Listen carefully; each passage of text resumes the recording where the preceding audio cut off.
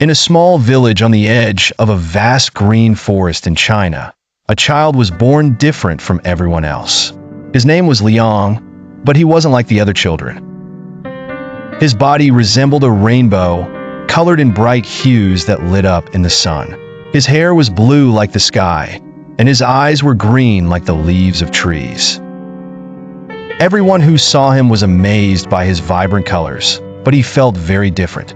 Liang loved the forest, spending most of his time among the trees and animals. He had a miraculous ability to speak with animals, and all the small creatures considered him their friend. The birds would sing for him, the deer would run beside him, and even the butterflies would land on his shoulders as if they knew he was a part of nature. One day, while Liang was playing with his animal friends, he heard a deep roar coming from the depths of the forest. The animals trembled and all ran away, but Liang didn't flee. He was brave and curious. He decided to follow the sound to find out what was happening. Deep in the forest, Liang found a gigantic creature he had never seen before. The beast was enormous, its body covered in green moss, and its eyes were the size of lakes. It seemed like a part of the forest itself. But the beast wasn't as evil as it appeared. It was weeping with a low sob, which made Liang feel sad.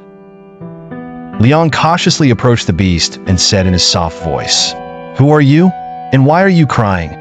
The beast looked at him in surprise and said, "I am Lu Shan, the guardian of the forest.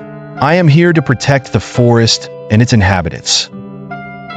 But people have begun cutting down the trees and building roads. I feel powerless and unable to stop them." Liang felt both anger and sadness. The forest was his home, and the animals were his friends, and he couldn't bear the thought of its destruction. He said with determination, "I will help you, Lu Shan. We will find a way to protect the forest together." Liang began planning with the animals. The birds flew to spread the news, the deer gathered seeds, while Liang used his magical colors to paint the trees. He painted the rivers with drawings that told the story of the forest and its beauty.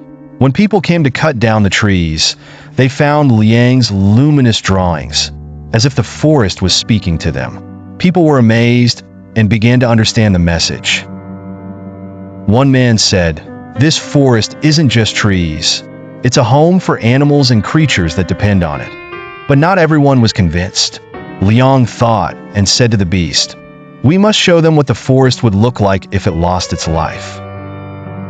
On a quiet night, Lu Shan gathered his magical power and took the humans into a big dream. In the dream, they saw the forest destroyed, animals disappearing, and the land becoming barren. When they awoke, they felt deep regret. The next day, the villagers gathered and decided to protect the forest instead of destroying it. They began planting trees and building small houses that respected nature. They became guardians like Lu Shan and lived in harmony with the forest. As for Liang, he became a true hero. His colors became a symbol of hope and nature, and children told his story as a reminder of how the forest was saved.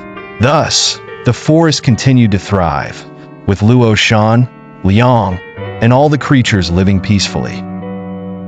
Everyone learned that nature is not just a place, but a home that needs love and care.